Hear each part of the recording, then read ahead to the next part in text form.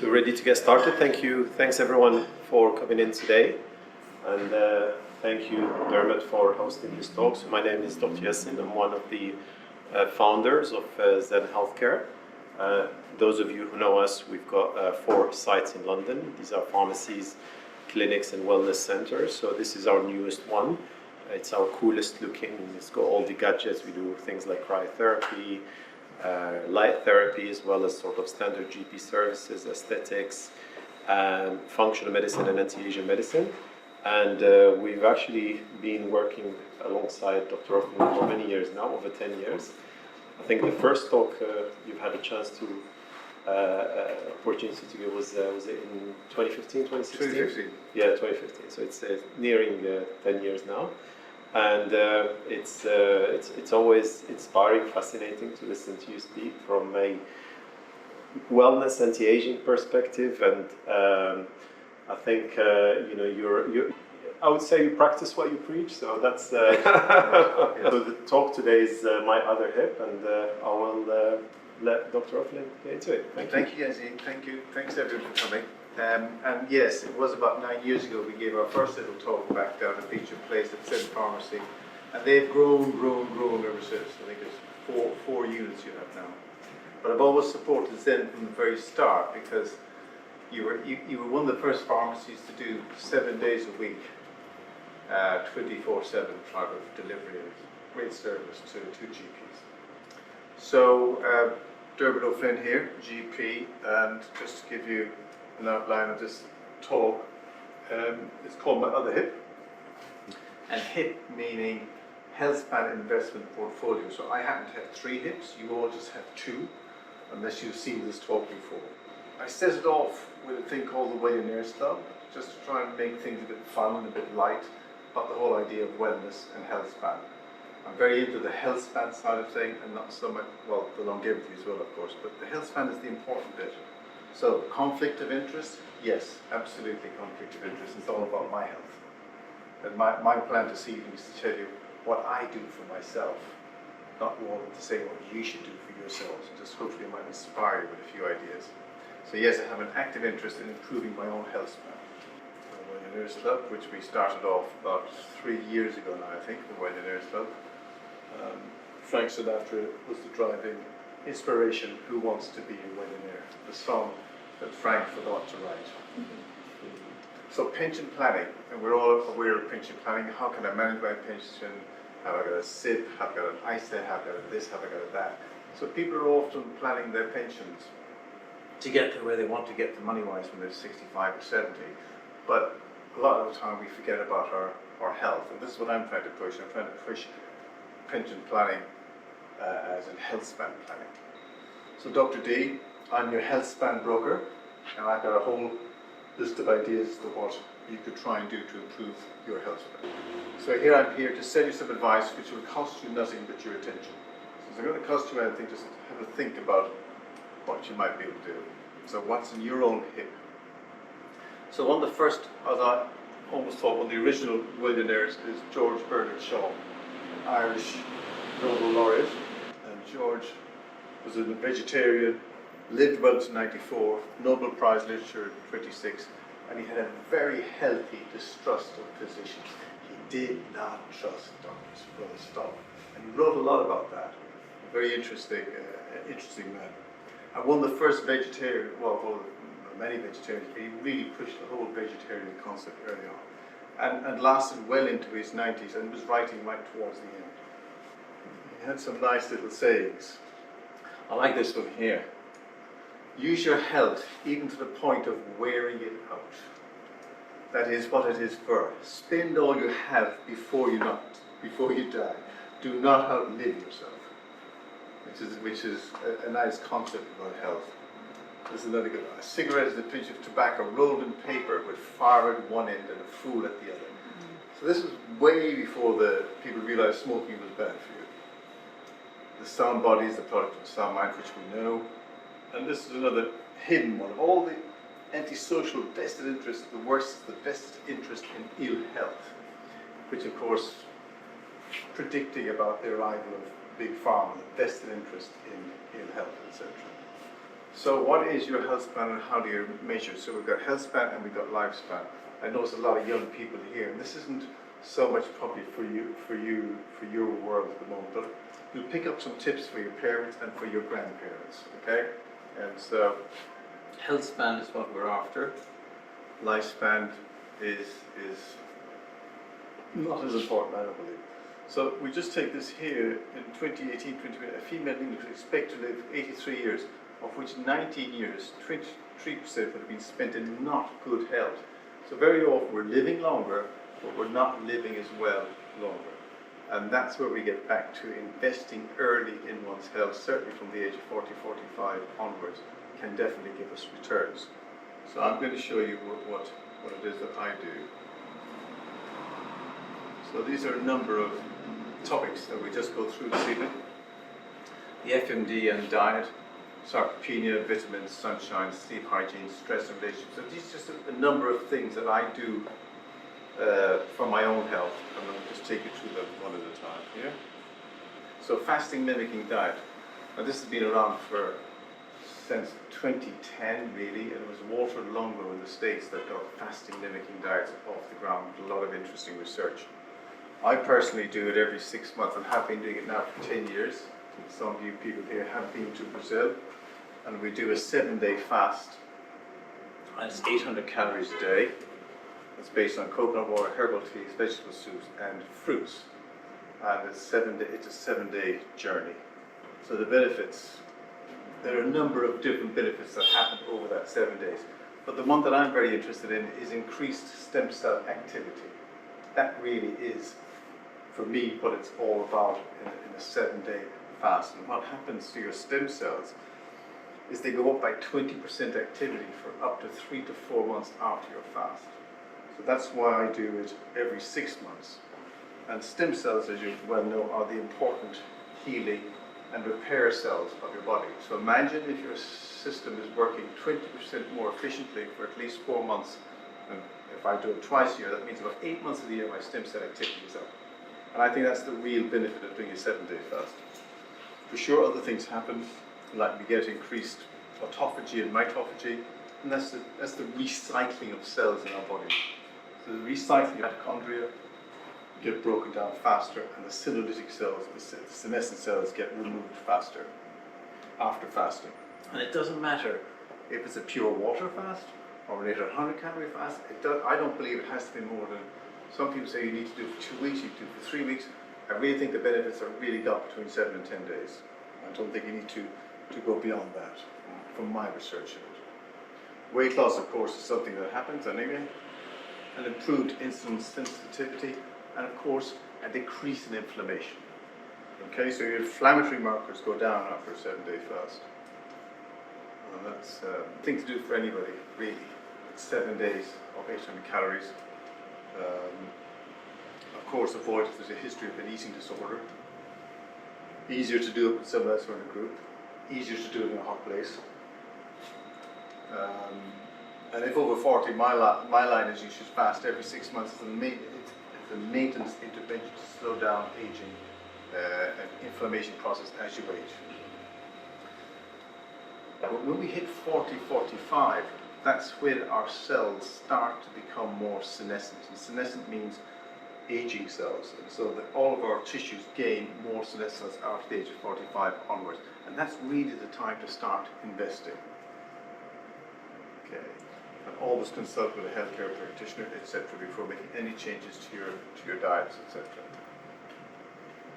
So this one, a lot of you are very familiar with. This is one of my favorite slides from Professor Roy Taylor from Nottingham.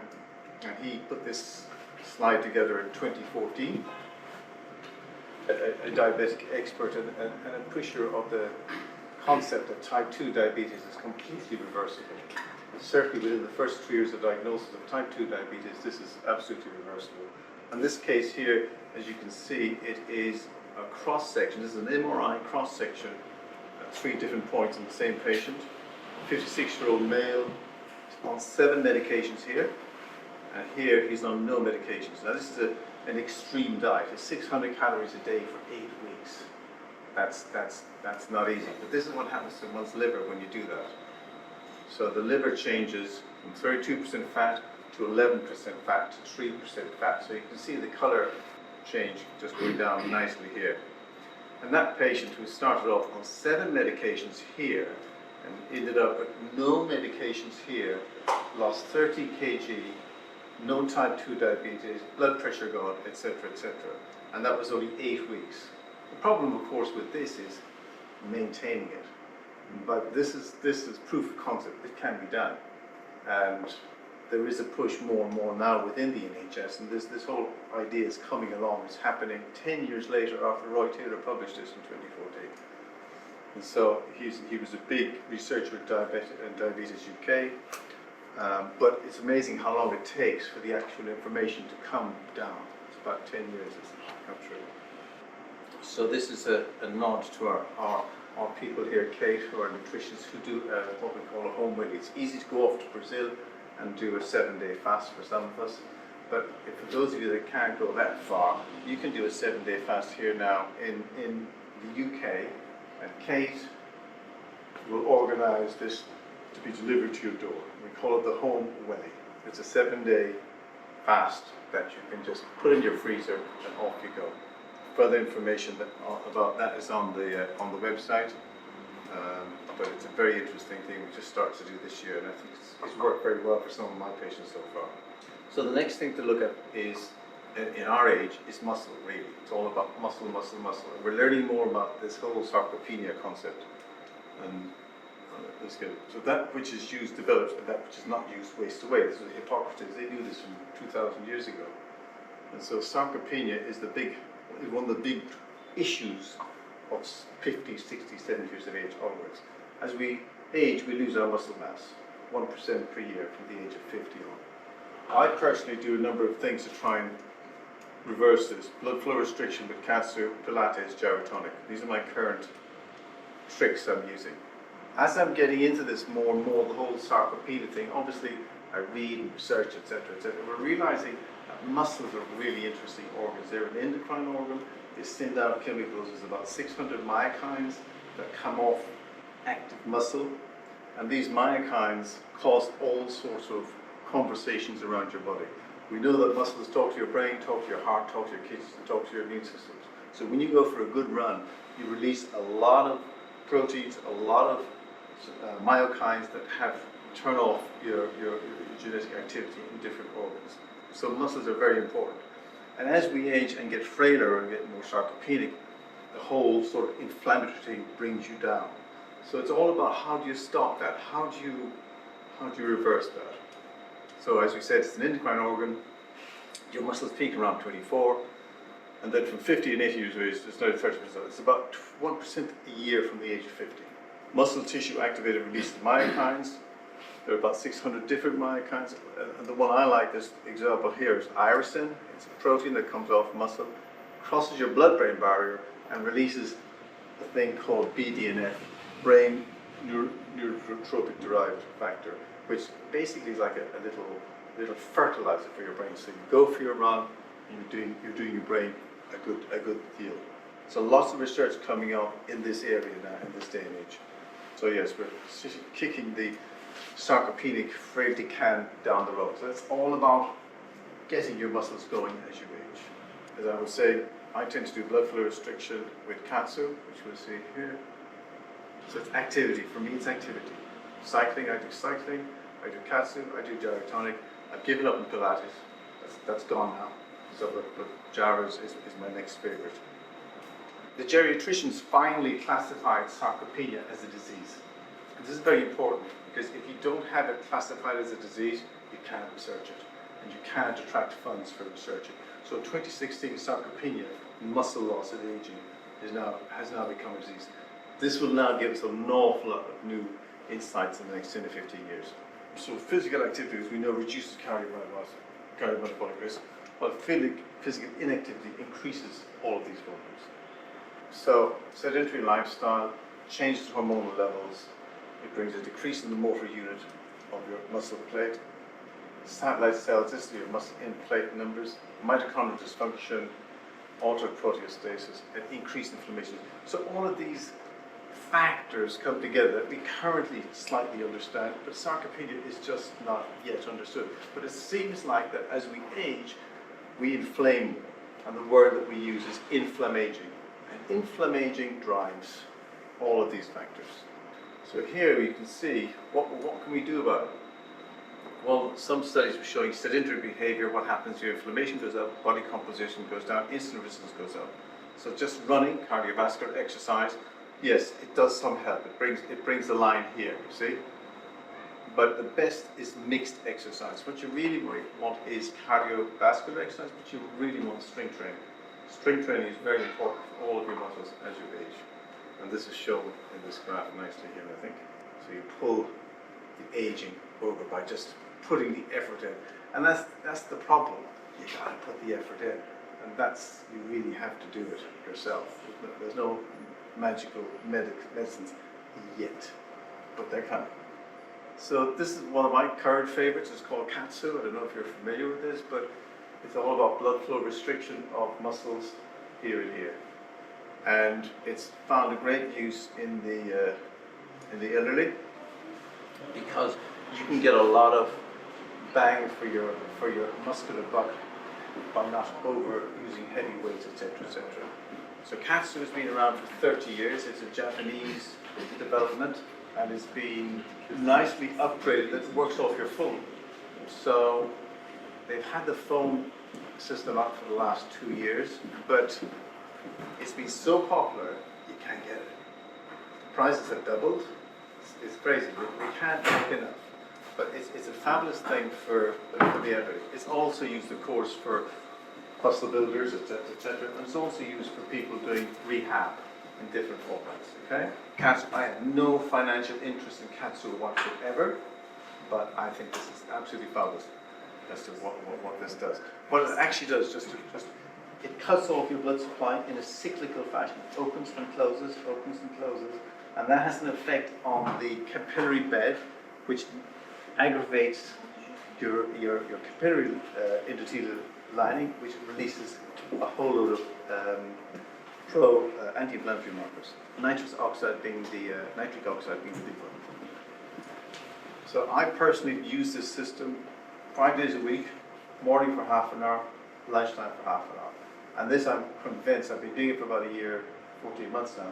I can see from my grip strength that my grip strength has come up in the last 12 to 14 months.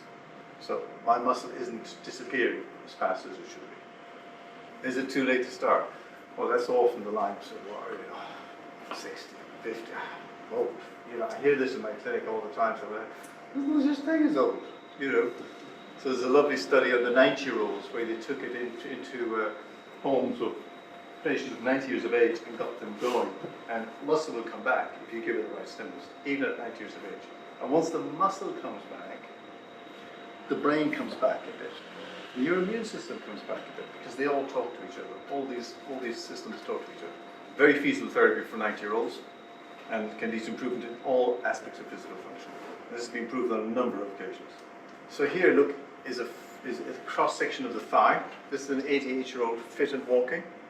There's the bone, your femur, bit of fat, lots of muscle. And you can see a sedentary 90-year-old in a wheelchair, but you could bring that muscle back to that with the right effort and the right nutrition. I recently got interested in multivits. So some good information came out over the last 3 or 5 years proving that a multivit a day for the 60 plus reduced your dementia risk by about 15%. And it's just a simple multivitamin. It can be Centrum, it can be whatever, but you just take it on a daily basis. We're not sure what the mixture of the ingredients is, the B vitamins, is the minerals, but it definitely finally has been proven. Yep, it does something. So personally, I add in a multivit daily. Vitamin D is a very important one, which we've learned in the whole COVID time. And we should all know our levels of vitamin D. And it's easily done. The GP will do a blood test, what's my vitamin D, you figure it out, you supplement it, you repeat the vitamin D test in 6 months, and you get to know how you absorb, because we all absorb vitamin D differently. We're told you should have 400 units a day. Well, I have patients on 5,000 a day, 10,000 units a day. to get them into the normal ranges. So vitamin D is very important. For example, the Coimbra protocol, which very few people know about, it's been all over the world for the last 10 years, it's a treatment for MS. And they use massive doses of vitamin D, up to 200,000 units a week for 6 months, with 0 side effects. Vitamin D is very interesting at high dose, but the Coimbra protocol was started off actually by a couple of neurologists frustrated with treatments for MS, and they came up with this. I think very interesting. The other one is glycine and NAC. Glycine and NAC. Glycine is an amino acid, and there was a very interesting study came out about 4 years ago showing again glycine in our age group, very effective, very important amino acid to have. Me personally, I take it every day, glycine. Sunshine, sunshine, sunshine. Sunshine in infrared. This is now also becoming a very interesting area. Dermatologists have told us for about 40 years to avoid sun. And what we're actually spotting now is that people who get skin cancer, melanomas for example, the ones that do better, the melanomas that do better, are the ones who've had the most sun exposure. It's kind of counterintuitive, but that's what the science is showing, that's what the research is showing. So there's a bit of a backlash about sun. We've messed up sun. We're too much indoors compared to 50 years ago. And we're now learning that, for example, infrared, so the dangerous part of the spectrum is the ultraviolet light. But ultraviolet light is important for your immune system as well. But the interesting part is the infrared, the near and the far infrared. These rays can penetrate up to 8 centimeters. So if you now are spending about 9% of your year or 9% of your year outdoors, compared to 50 years ago, you were spending 50% of your year outdoors. So we've lost the outdoor system. When you're outdoors, it doesn't matter if it's cloudy or sunshine, the near infrared is penetrating. And near infrared penetrates and hits your mitochondria. If you've heard of mitochondria, these are little engines in every cell of your body. And the sun activates the mitochondria.